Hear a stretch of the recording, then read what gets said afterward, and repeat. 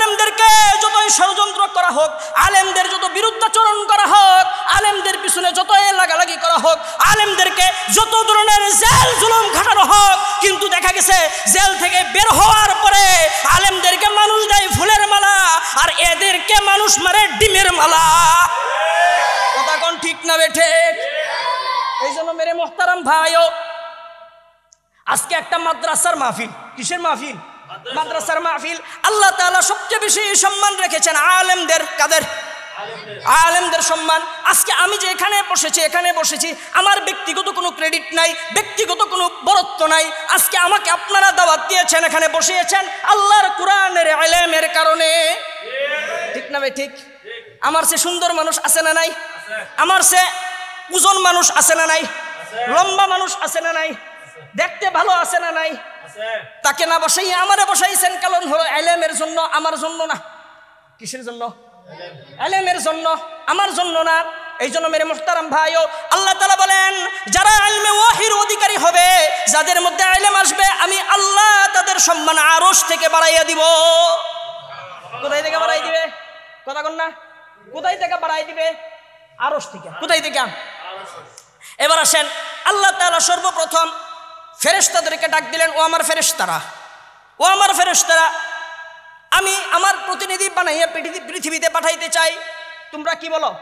এবার ফেরেশতারা বলে, আল্লাহ আমরাই তো আপনার তাসবিহ তাহলিল হামদ প্রশংসা করার জন্য যথেষ্ট, পাঠানোর দরকার নাই, মানুষ পাঠানোর দরকার নাই। পৃথিবীতে যদি মানুষ পাঠান তাহলে এরা মারামারি করবে, কাটাকাটি করবে, হানাহানি করবে, দরকার নাই। আল্লাহ তাআলা বলেন, আমি যা জানি তোমরা তা জানো না, আমি যা জানি তোমরা তা জানো না। এইবার আল্লাহর সিদ্ধান্ত অনুযায়ী আল্লাহ তাআলা আদম আলাইহিস সালামকে বানাইলেন। জুড়ে বলেন, কাকে বানাইছে? আদম আলাইহিস সালামকে বানাইছে। আদম আলাইহিস সালাম আমাদের কি পিতা? জুড়ে কর না, যারা কন নাই তারাও কন, কি পিতা? ইব্রাহিম আলাইহিস সালাম কি পিতা? জুড়ে কন, না কোনো সমস্যা আছে? ভেজাল আসেনি?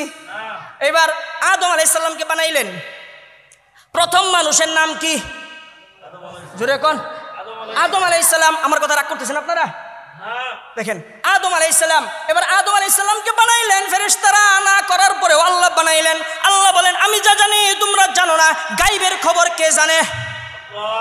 গায়বের খবর জানে আল্লাহ। এইবার আল্লাহ তাআলা আদমকে বানাইলেন। আদমকে বানাইয়া আল্লামা আদম আল আসমাআ কুল্লাহা থুম্মা আরাদাহুম আলাল মালাইকা। এইবার আল্লাহ তাআলা আদম আলাইহিস সালামকে বানাইলেন।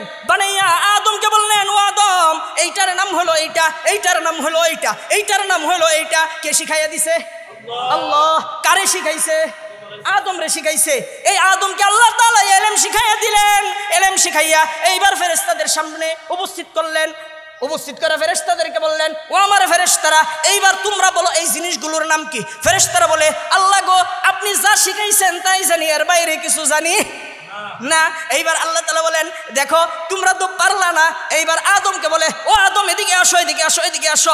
আদমকে বলে, এইবার তুমি বলে দাও এগুলোর নাম কি? আদম বলে, আল্লাহ গো, এইটার নাম আসমান, এইটার নাম চন্দ্র, এইটার নাম সূর্য, এইটার নাম এই, এইটার নাম হেই। জোরে বলেন আল্লাহু আকবার। এইবার আল্লাহ তাআলা আদমের ইলমের পরীক্ষা নিলেন, ফেরেশতাদেরও ইলমের পরীক্ষা নিলেন। আল্লাহ তাআলা যে ইলম আদমকে শিখাইয়া দিলেন, ওই আদম এই ইলমের পরীক্ষায় পাস না ফেল? ফেরেশতারা পাস না ফেল? ফেল। ফেরেশতারা বলতে পারছিনি? ফেরেশতারা বলতে পারে নাই। বলতে পারছে কে? আদম আলাইহিস সালাম। আদম আলাইহিস সালাম বলার সাথে সাথে আল্লাহ তাআলা বলেন, ইলমের পরীক্ষায় ইলমওয়ালা আদম যেহেতু পাস করেছে, আদমকে পুরস্কার দিব তো দিবই। আদমকে সম্মান করা তোমাদের উপরে জরুরি। তাড়াতাড়ি আদমকে সিজদা করো। যারা সিজদা করলো তারা ফেরেশতা রয়ে গেল। আল্লাহ তাআলা তাদেরকে কিয়ামত পর্যন্ত নিষ্পাপ বানায় দিলেন। আর যে ইলমওয়ালা আদমকে সম্মান করে নাই, তার নামটা কি? জোরে কোন নাকি? ইবলিস। কিয়ামত পর্যন্ত যারা আলেমদেরকে সম্মান করবে তারা হলো নিষ্পাপ হয়ে যাইতে পারে। আল্লাহ তাআলা আলেমদেরকে সম্মান করার কারণে তাদেরকে মাফ করে দিতে পারে, বিনা হিসেবে জান্নাত দিয়ে দিতে পারে। ফেরেশতাদের সাথে আল্লাহ তাআলা তাদের মুআমালা করতে পারে। আর যারা আলেমদের বিরুদ্ধাচরণ করবে কিয়ামত পর্যন্ত এরা হলো শয়তানের অনুসারী। কথা কন না কেন? এই জন্য আল্লাহ তাআলা প্রথম আদম আলাইহিস সালামকে বানাইয়া ইলমের খেলা খেললেন। ইলমের খেলায় যখন আদম পাশ করলেন, যারা সেজদা করলো তারা ফেরেশতা। তারা কি? ফেরেশতা। আর যারা সেজদা করলো না তাদের হালত কি? ইবলিস। যাই দেখেন, সবাই একটা হাত তুলেন তো, মেহরবানি করে হাত নামান, আবার তুলেন। এই দেখেন, মাশাআল্লাহ, নামান। এই যে হাত উঠাইতে বলছি, হাত যে উঠাইতে বলছি, সবাই কি একবারে একতালি উঠাইতে পারছেন নাকি আগ পিছ হয়েছে? এই যে একটু কষ্ট করালাম একটা মাসালা বোঝানোর জন্য, একটু তফসিরের অংশ বোঝানোর জন্য। আল্লাহ তাআলা যখন আদমকে সেজদা করার জন্য ফেরেশতাদেরকে বললেন, ও আমার ফেরেশতারা আদমকে সেজদা করো, সবাই কি একসাথে করতে পারছে না আগ পিছ হয়েছে? সবার আগে যেই ফেরেশতা সবার আগে এলেমওয়ালা আদমকে সিজদা করলেন, আদমকে সম্মান প্রদর্শন করলেন, হযরতে মিকাইল আলাইহিস সালাম। তাফসীরের কিতাবের মধ্যে আসছে আল্লাহ তাআলা মিকাইল আলাইহিস সালাম যেহেতু এলেমওয়ালা আদমকে সবার আগে সিজদা করে সম্মান প্রদর্শন করছেন, এই জন্য আল্লাহ তাআলা মিকাইল আলাইহিস সালামের কপালের মধ্যে শেষ নবী, আখির নবী, নবী মুহাম্মদুর রাসূলুল্লাহর যে আসমানি কিতাব কোরআনে পাককে হযরতে মিকাইল আলাইহিস সালামের কপালের মধ্যে কুদরতি হাত দিয়ে লিখে দিলেন। এবার বুঝেন, এইবার বুঝেন, এলেমওয়ালাদেরকে যারা সম্মান করবে, যারা যত বেশি করবে তার সম্মান বাড়াই দিবেন কে? এইবার সম্মান বাড়াই দিলেন। কেমন সম্মান? কেমন সম্মান? আল্লাহ তাআলা আদমকে বলেন, ও আদম যাও, দৌড়াইয়া যাও, দৌড়াইয়া যাও, দৌড়াইয়া যাও, জান্নাতের মধ্যে বাস করতে থাকো, জান্নাতে বসবাস করতো। ওয়া আদম উসকুন আনতা ওয়া যাওজুকাল জান্নাহ। এইবার আদম আলাইহিস সালাম জান্নাতের মধ্যে বাস করতে থাকে, একা একা ঘোরাঘুরি করে, ঘোরাঘুরি করে, ঘোরাঘুরি করে। এবার চিন্তা করতেছে, আল্লাহ গো, জান্নাতের মধ্যে আর কত ঘোরাঘুরি করুম, ভাল লাগে না, কি জানি একটা কমতি আছে, কি জানি একটা কমতি আছে। আদম আলাইহিস সালামের মনটা কেমন জানি আনমনা। জান্নাত মানে কি জানেননি?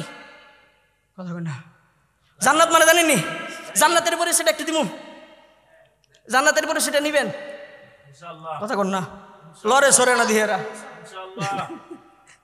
আল্লাহ তাআলা কোরআনের মধ্যে জান্নাতের পরিচয় দিছে, শোনামো একটু, সবাই কইতে হতো, নাহলে আলোচনা অন্যদিকে যাবো। এবার দেখেন, কয়েকজনে কইলে কইব, না কইলে নেই, আমি ঠেকছি। বাঙালি জাতি বড় কঠিন জাতি। আল্লাহ তাআলা বলেন, মাতালুল জান্নাতিল্লাতী ওয়াইদাল মুত্তাকুন ফিহা আনহারুম মিন মাইন গায়রি আসিন ওয়া আনহারুম মিন লাবানিন লাম ইয়াতাগায়্যার তা'মুহু ওয়া আনহারুম মিন খামরিল লাযযাতিল লিশ-শারিবিন ওয়া আনহারুম মিন আসালিন মুসাফফা। আল্লাহু আকবার। আল্লাহ তাআলা বলেন, যারা মুত্তাকি হবে, যারা আমি এক আল্লাহকে ভয় করবে, আমি আল্লাহ তাদের জন্য জান্নাতকে সাজাইয়া দিছি। জান্নাতকে সাজাইতে হবে কেন? কারণ জান্নাত মানে হলো বাগান। জান্নাত মানে কি? বাগান। এইবার আপনার একটা বাগান দেওয়া হয়েছে, বাগানের মধ্যে সারাদিন ঘুরলে কি ভালো লাগবে নি? প্রথম 2-4 মিনিট ভালো লাগবে, তারপরে আর ভালো লাগবে না, পানির তৃষ্ণা পাবে, খাওয়ার দরকার পড়বে, রেস্ট নেওয়ার দরকার পড়বে, আছে না নাই? এইবার আল্লাহ তাআলা বলেন, মাসালুল জান্নাতিল্লাতী ওয়াইদাল মুত্তাকুন, আমি মুত্তাকিনদের জন্য যেই জান্নাতটাকে সাজাইছি, ওই জান্নাতটাকে কেমনে ভাবে সাজাইছি শুনো। ফিহা আনহারুম মিন মাইন গায়রি আসিন, ওই জান্নাতের পাদদেশ দিয়া বয়ে গেছে কমপক্ষে 3টা পানির নদী। কয়টা? আমি 3টা বলি নাই, বলেন তো কয়টা? মাশাআল্লাহ, ধন্যবাদ আপনাকে। কমপক্ষে কয়টা? 3টা। আনহার বলছে মিম্মা ইন গায়রি আসিন, একদম সুমিষ্ট পানি, নির্মল, যার মধ্যে কোনো বেজাল নাই, আয়রন নাই, দুর্গন্ধ নাই, পানি রাইখা দিলে লালও হয় না, এইরকম কেউ কমপক্ষে 3টা পানির নদী দান করেছেন আল্লাহ তাআলা। 3টা কেন দিলেন? কেউ ঠান্ডা পানি পছন্দ করে, কেউ নরমাল পানি পছন্দ করে, আছে না নাই? এই জন্য বিভিন্ন ব্র্যান্ডের পানি তাফসীরের কিতাবের মধ্যে আসছে। তাফসীরের কিতাবের মধ্যে বলেন, এই পানিগুলো এমন হবে, যারা এই পানির মধ্যে একবার চুমুক দিবে, প্রত্যেকটা চুমুকে 70 ধরনের স্বাদ আস্বাদন করবে। এইবার 3টা পানির নদী। আল্লাহ তাআলা বলেন, শুধু 3টা পানির নদী দিলেই তো হবে না। ফিহা আনহারুম মিন মাইন গায়রি আসিন ওয়া আনহারুম মিন খামরিল লাযযাতিল লিশ-শারিবিন। আল্লাহ তাআলা বলেন, কমপক্ষে 3টা মদের নদী দান করছি। কিসের? মদের নদী। দুনিয়ার মদ খাইলে মারে কয় খালাম্মা, বউরে কয় বুবুজান, আছে না নাই? মাতাল হয়ে যায়, মাথা টাল হয়ে যায়। আল্লাহ তাআলা বলেন, জান্নাতের মধ্যে যেই মদের নদী দিয়েছি, ওই মদগুলো খাইলে মাথা টাল হবে না, পাগল পাগল ভাব আসবে না। দুনিয়ার মধ্যে মদের ব্র্যান্ড আছে, আছে না নাই? বাংলা খাইছে, চাইনিজ খাইছে, ইন্ডিয়ান খাইছে। ঠিক একইভাবে জান্নাতের মধ্যে এক এক ব্র্যান্ডের এক এক নদী। সুবহানাল্লাহ কইবেন না? তাহলে কমপক্ষে কয়টা নদী হইছে? কয়টা নদী? কমপক্ষে 6টা হইল। এখন কয়টা? 6টা। ওয়ানহারুম মিন লাবানিন লাম ইয়াতাগায়্যার তাআমু। জান্নাতটার একটু চিনাইতেছি। আল্লাহ তাআলা বলেন জান্নাতের মধ্যে আরো কমপক্ষে 3টা দুধের নদী দিব। কিসের নদী? দুধের নদী। দুধের নদী দিবে। কেউ দই পছন্দ করে, কেউ মাড়া পছন্দ করে, কেউ ঠান্ডা দুধ পছন্দ করে, কেউ আবার গরম দুধ পছন্দ করে, আছে না নাই? এই জন্য আল্লাহ বলেন এইভাবে এক এক ব্র্যান্ডের নদী দিয়ে দিব, 3টা নদী দিয়ে দিব। এই নদীর মধ্যে যদি কেউ একবার চুমুক দেয় দুধের আস্বাদন করার জন্য, তাহলে কমপক্ষে 70 প্রকার স্বাদ আল্লাহ আস্বাদন করায় দিবেন। আল্লাহ বলেন আনহারুম মিন আসালিম মুসাফফা, নির্মল একদম স্বচ্ছ মধু দিয়ে দিব, মধুর নদী দিয়ে দিব কমপক্ষে 3টা। কয়টা? 3টা। কারণ কেউ শাকের মধু পছন্দ করে, কেউ আবার একদম অরিজিনাল যে ব্যবসায়ী মধু আছে এইটা পছন্দ করে, কেউ সুন্দরবনেরটা পছন্দ করে, আছে না নাই? বিভিন্ন ব্র্যান্ডের। তাহলে নদী হলো কয়টা মোট? 12টা। কমপক্ষে 12টা। কমপক্ষে কয়টা? কমপক্ষে 12টা। এইবারে আল্লাহ তাআলা বলেন দেখো এই নদী কমপক্ষে 12টা নদী দিয়ে আমি জান্নাতকে সাজায়া দিছি। কয়টা নদী? এবার আদম আলাইহিস সালাম জান্নাতের মধ্যে ঘুরে, বলছিলাম না জান্নাতের মধ্যে ঘুরে, কি জানি একটা কমতি, কি জানি একটা কমতি, ভাল লাগতেছে না, ভাল লাগতেছে না, আরে কি কমতি। ঘুরতে ঘুরতে ঘুরতে ঘুরতে ঘুরতে ঘুরতে একটা গাছের মধ্যে হেলান দিয়া ঘুমায় গেছে। কি হয়ে গেছে? ঘুমায় গেছে। আল্লাহ তাআলা গায়বের খবর জানে না? জানেনি? বিশ্বাস হয়? আল্লাহ গায়বের খবর জানে। এইবার আল্লাহ তাআলা কি করলেন? একটা কাজ করলেন। কাজ করার পর আদম আলাইহিস সালাম ঘুম থেকে উঠছে, উঠে মিট মিট মিট মিট করে বাম পাশে তাকায় হাসে। সুবহানাল্লাহ বলবেন না? কি কাজ করছেন? কি কাজ করছেন? আল্লাহ তাআলা আদম আলাইহিস সালামের তো মনের খবরটা জানে। কি জানি একটা কমতি, কি জানি একটা কমতি। মাঝে মাঝে এমন হয় না, অস্থির লাগতেছে, কি খাইলে ভাল লাগবো জানি না, কেমন কেমন লাগে। ঘরের মধ্যে খাওয়ান আছে কিন্তু ভালো লাগতেছে, কি খামো তাও জানি না। এমন হয় কিনা? এমন হয়। তো এটা তো আল্লাহ জানে কি করলে ভালো লাগবে। আল্লাহ তাআলা কি করলেন? আদম আলাইহিস সালামের বাম পাশের একটা হাড্ডি টান দিয়া কুদরতি ভাবে ভারী করিয়া এইটা দিয়া মা হাওয়া আলাইহিস সালামকে বানায়া পাশে শোয়ায় রাখছেন। বাড়িতে গিয়ে সুবহানাল্লাহ করেন। সুবহানাল্লাহ তো কিনতে হয় এখন। সুবহানাল্লাহ কালেকশন করতে হইবে, টাকার চেয়ে বেশি কালেকশন করতে হয়। সুবহানাল্লাহ মানুষ টাকা দিতে রাজি, সুবহানাল্লাহ কইতে রাজি না সহজে। কারণ অনেকে চিন্তা করে আমরা কি ব্যাক করলি, একবার যদি সুবহানাল্লাহ কই জান্নাতে একটা গাছ হয়ে যাবে। ওই একটা গাছ কত বড় কত বড় কত বড় কত বড়, এত বড় একটা তেজি ঘোড়া 70,000 বছর দৌড়াইলেও সেই গাছের ছায়া শেষ হবে না। ওই গাছ যদি আপনার হয় তাহলে গাছের মাটি কার? সন্দেহ আছে? তো জান্নাতে যদি গাছ হয় তাহলে জান্নাতটা কার? জান্নাতটাও তো আমার। আল্লাহ আল্লাহ সবাইকে জান্নাতি বানায় দেন। এইবার আদম আলাইহিস সালামের পাশে হাওয়া আলাইহিস সালামকে শোয়ায় রাখলেন। আদম আলাইহিস সালাম ধরতে যাইব, একটু ভালো লাগে, ধরতে যাইব। আল্লাহ তাআলা বলে হে আদম থামো, এত পাগল হয়ে না, থামো। কেমনে ধরতেছো? একটু থামো। আদম থামে গেছে। কি ব্যাপার? বানাইলো আমার লোকে শোয়ায় রাখছে, এখন আমার ধরতে দেয় না, কি কাহিনী? এইবার আদম আলাইহিস সালামকে আল্লাহ বলেন ও আদম তুমি যদি ধরতে যাও তাহলে আগে দেন মোহর পরিশোধ করে লাও। কি করো?